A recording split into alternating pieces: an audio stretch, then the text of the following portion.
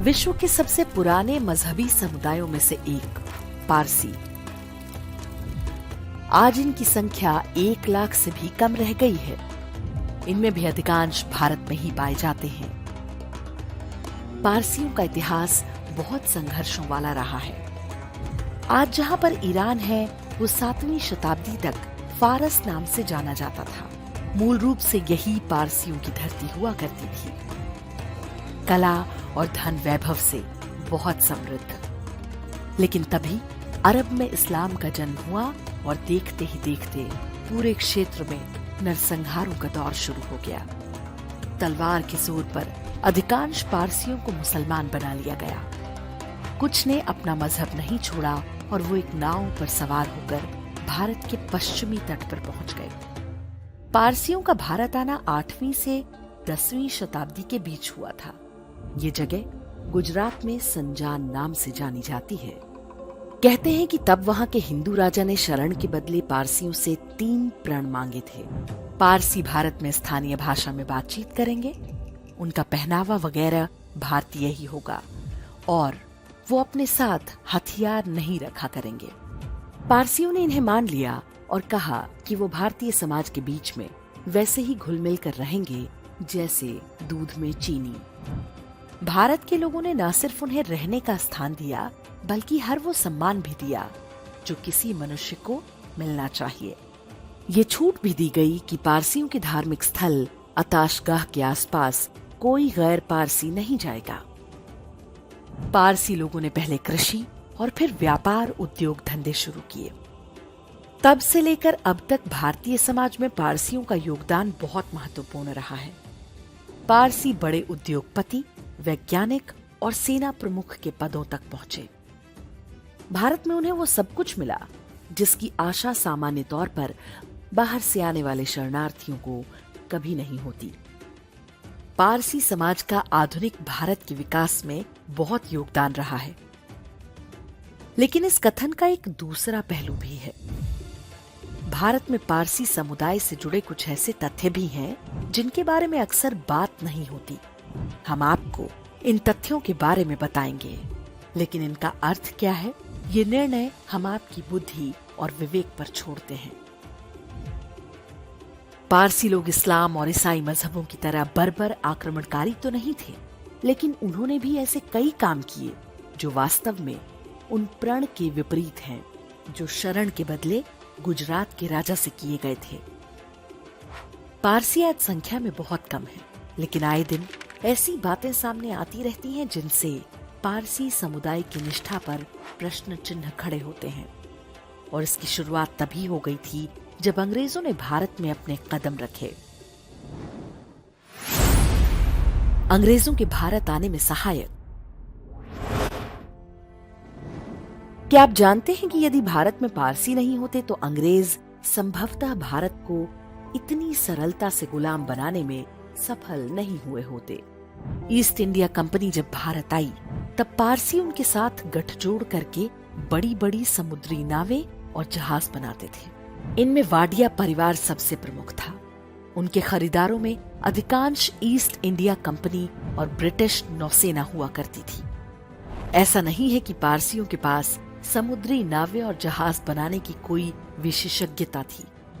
वास्तव में इस्लामी आक्रमणकारियों के आने तक भारत समुद्री जहाज निर्माण में विश्व का अग्रणी देश था।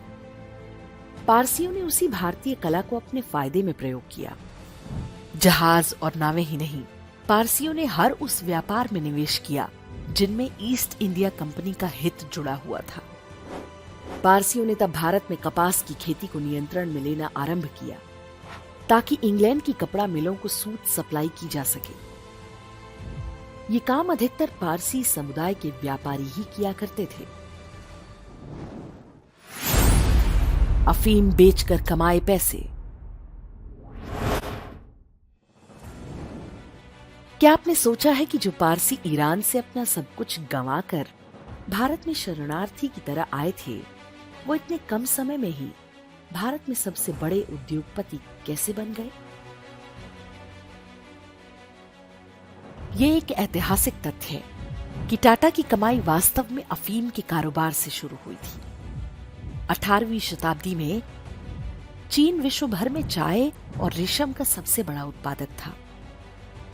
अंग्रेज चांदी के बदले में उससे चाय और रेशम खरीदा करते थे। बाद में अंग्रेजों को यह सौदा बहुत महंगा लगने लगा। अंग्रेजों ने भारत से ले जाकर अफीम चीन में बेचना शुरू कर दिया। परिणाम हुआ कि चीन में बड़ी आबादी को अफीम की लत लग गई और इसके बाद रेशम और चाय का कारोबार अफीम के बदले होने लगा।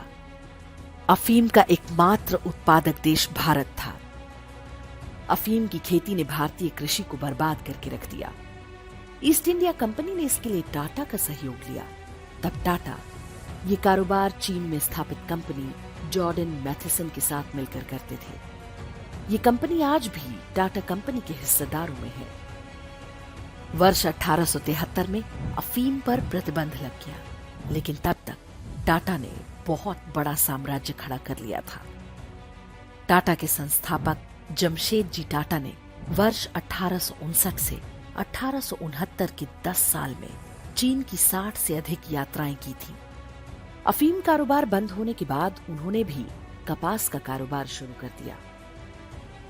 अफीम बेचना टाटा का अंतिम विवादास्पद व्यापार नहीं था। इसके बाद भी उन पर ऐसे आरोप लगते रहे हैं। वर्ष 2013 में असम के डीजीपी ने आरोप लगाया था कि टाटा टी कंपनी उग्रवादी संगठन उल्फा की सहायता कर रही है। टाटा पर आज भी कई भारत विरोधी एनजीओ को चंदा देने के आरोप लगते रहते हैं। Tata institute of social science यानी टिस को भारत विरोधी गतिविधियों का बड़ा अड्डा माना जाता है। यहीं की एक छात्रा ने अपने शोध पत्र में कश्मीर को इंडिया ऑक्यूपाइड कश्मीर लिखा था। कहते हैं कि झारखंड में नक्सलवाद के फलने फूलने में भी टाटा के पैसे का महत्वपूर्ण योगदान रहा है। 2002 के गुजरात दंगों के बाद कन्फेडरेशन ऑफ इंडियन इंडस्ट्री यानी कि CII ने नरेंद्र मोदी के विरुद्ध अभियान चलाया था। CII के पारसी सदस्यों जैसे साइरस गजदर, अनु आगा और गोदरेज ने इसकी अगुवाई की। मोदी को हटाने के लिए इन्होंने इस्लामी कट्टरपंथी ताकतों का हर तरह से सहयोग किया। इसमें तीस्ता सेतलवाड़ को फंडिंग भी शामिल है। नेशनल फाउंडेशन ऑफ इंडिया यानी NFI जैसी भारत विरोधी संस्थाओं के सबसे बड़े दानदाताओं में भी टाटा हैं। मुंबई के होटल ताज में 15 और 16 जून 1990 के दिन कश्मीर के बारे में एक गुप्त सेमिनार हुआ था। इसमें कई अलगाववादी और पाकिस्तान समर्थकों ने भागीदारी की और कश्मीर को भारत से अलग कराने की योजना बनाई गई। ये सेमिनार सीधे होटल के मालिक JRD टाटा की जानकारी में हुआ था।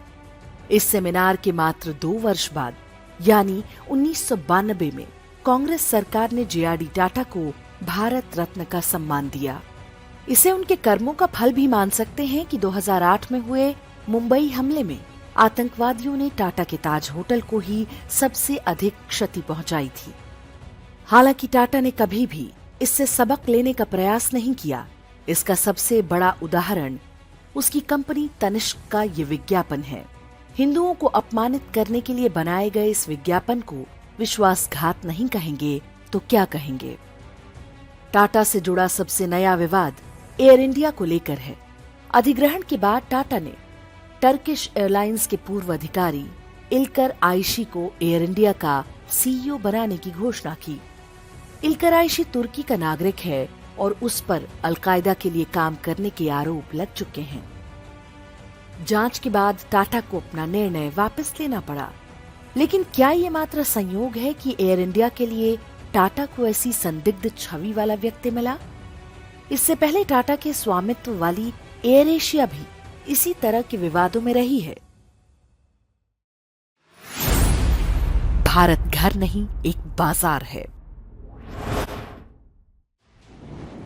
कोरोना वायरस की वैक्सीन बनाने वालों में अदार पूनावाला की company serum institute of India भी थी।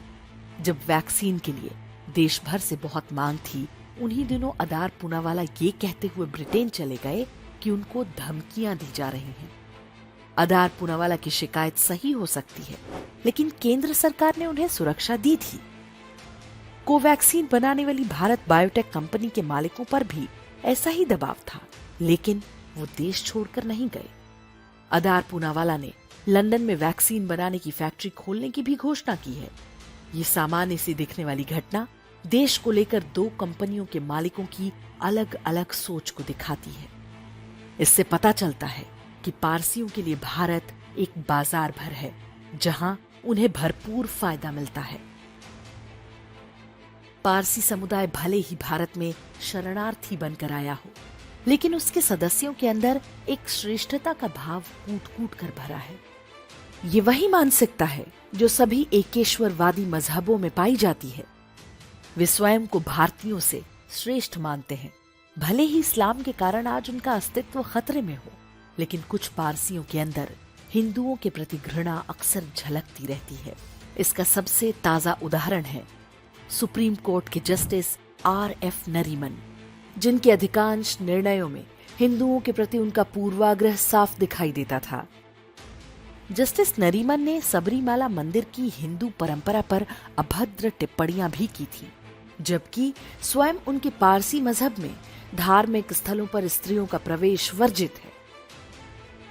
जस्टिस नरीमन ऋग्वेद के बारे में बेसिर पैर की बातें बोलने के कारण विवादों में रह चुके हैं। जज के साथ साथ जस्टिस नरीमन पारसियों के पादरी भी रहे हैं। हिंदू धर्म को हीन समझने की उनकी मानसिकता का कारण संभवतः यही है। उनके पिता फलियस नरीमन देश के जाने माने न्यायविद रहे हैं, लेकिन उनको भी भारत के इस्लामीकरण से समस्या नहीं, बल्कि चिंता इस बात की है कि योगी आदित्यनाथ के मुख्यमंत्री बनने से भारत हिंदू राष्ट्र बन जाएगा।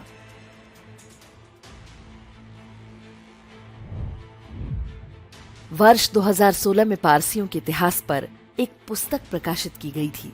इसके अनुसार 19वीं शताब्दी में ईरान के इस्लामी शासकों ने बचे खुचे पारसियों के लिए एक ड्रेस कोड तय किया था। पुस्तक के पृष्ठ संख्या 76 और 77 पर बताया गया है कि पारसी थान से कटवाकर कपड़े नहीं खरीद सकते थे। उन्हें दर्जी की दुकान पर बाकी बचे कपड़े के टुकड़ों को आपस में जोड़कर ही अपनी पोशाक बनाने की अनुमति थी। पुस्तक में चीथड़े से बने पहनावों के चित्र भी छापे गए हैं। जिन पारसियों को इस्लाम ने इस स्तर तक अपमानित और पद दलित किया, उनके ही प्रति इतना लगाव क्यों है? एक मानसिक बीमारी है जिसका नाम है स्टॉकहोम सिंड्रोम।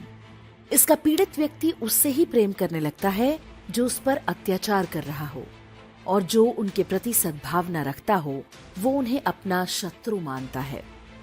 ऐसा लगता है कि पारसी समुदाय सामूहिक रूप से स्टॉकहोम सिंड्रोम का शिकार है। सैम मानेकशॉ और होमी जहांगीर भाभा जैसी महान हस्तियां भी पारसी समुदाय से ही हैं।